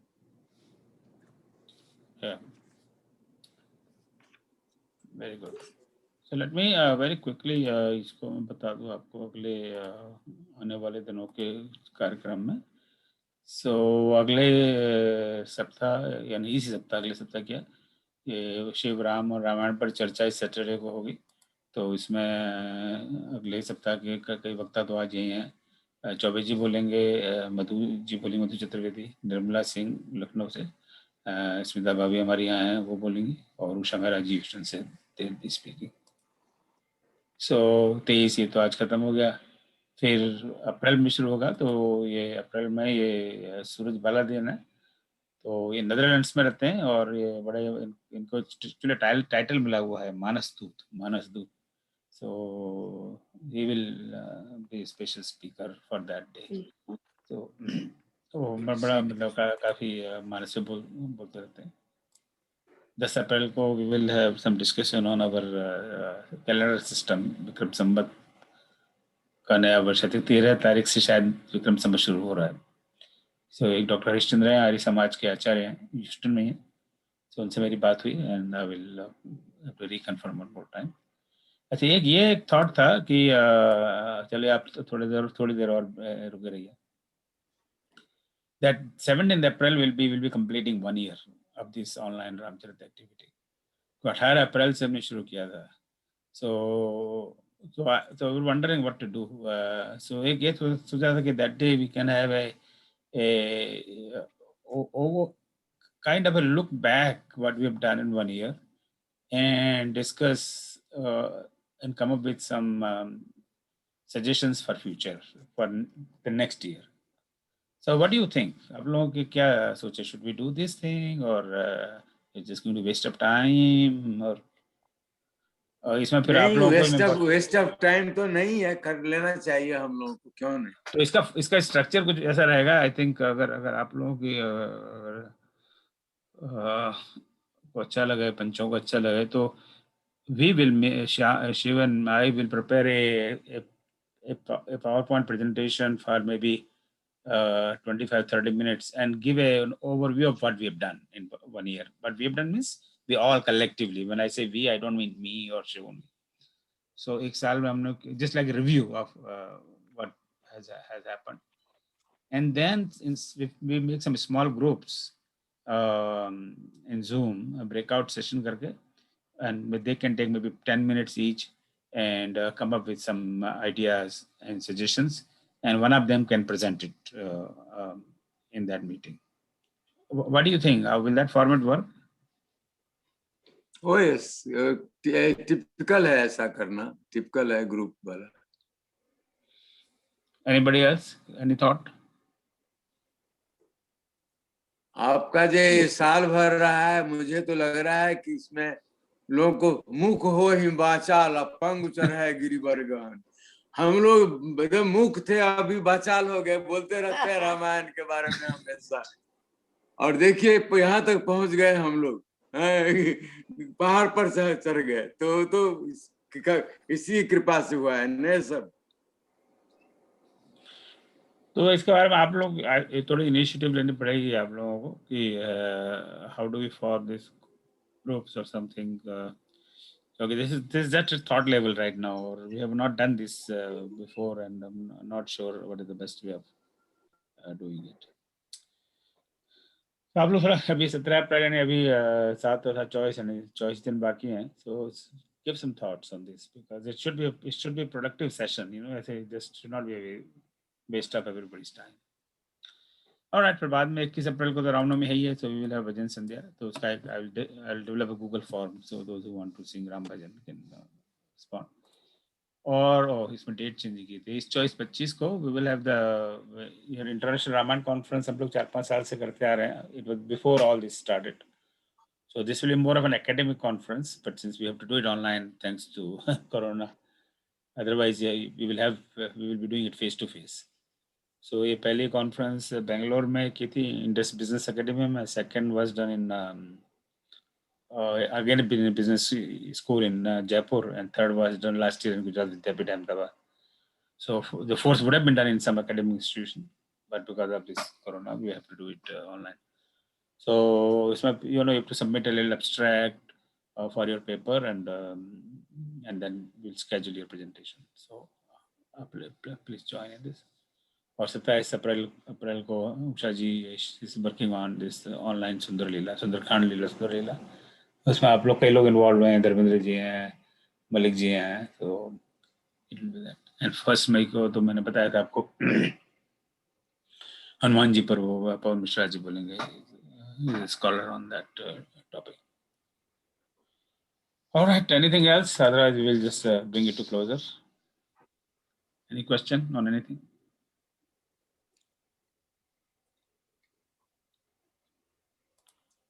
No question? Okay. चलिए, मैं पुनः आप सबको बहुत प्रणाम करता हूँ, धन्यवाद देता हूँ, आपने मुझे मौका दिया. ये क्लास करने के लिए. मैंने तो आपसे बहुत सीखा है और मुझे बहुत फ़ायदा हुआ है ये सब करने के बाद में. तो बहुत बहुत धन्यवाद. जय श्री राम. ओम सर्वेषां स्वस्तिर्भवतु, सर्वेषां शान्तिर्भवतु, सर्वेषां पूर्णं भवतु, सर्वेषां मङ्गलं भवतु, सर्वे भवन्तु सुखिनः, सर्वे सन्तु निरामयाः, सर्वे भद्राणि पश्यन्तु, मा कश्चित् दुःखभाग् भवेत्. ॐ अस्तु मा सद्गमय, तमसो मा ज्योतिर्गमय, मृत्योर्मां मृतगमय. ॐ शान्ति शान्ति शान्ति.